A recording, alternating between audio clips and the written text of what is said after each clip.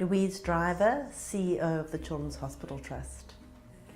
Children's Hospital Trust fundraises for the major capital, equipment, training and research projects at the Red Cross War Memorial Children's Hospital, and in addition we select specific paediatric healthcare projects in the Western Cape to fund.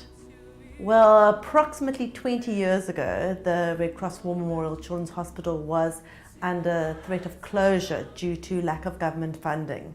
And then our trustees got together to form the Children's Hospital Trust in order to keep the Red Cross alive and up and running. Over the last 20 years, we've raised over 450 million rand for projects both within the Red Cross War Memorial Children's Hospital as well as within the Western Cape with select paediatric. I love people, and I think fundraising is very much about relationships and cultivating relationships and bringing a sense of trust where people invest their money in your organisation in projects which make the greatest impact. I'm also a marketer by background, and so fundraising obviously has a very strong marketing angle to it, and I thoroughly enjoy the innovation and the motivation behind marketing.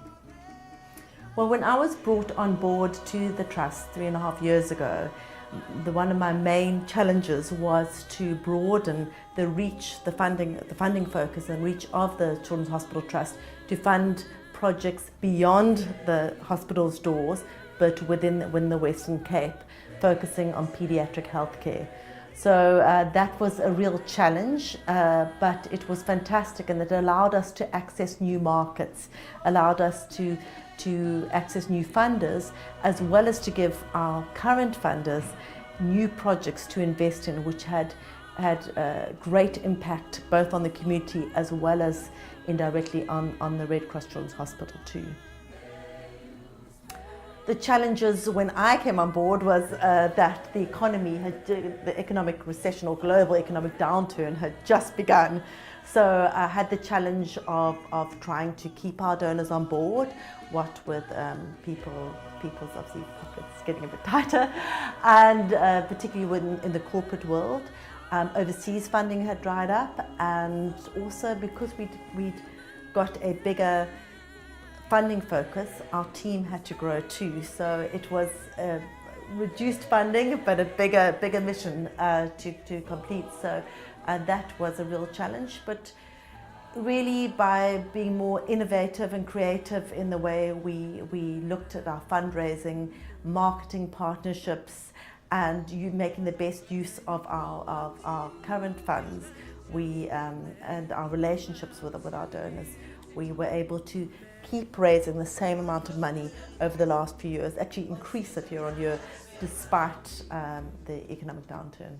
Well, definitely our cause.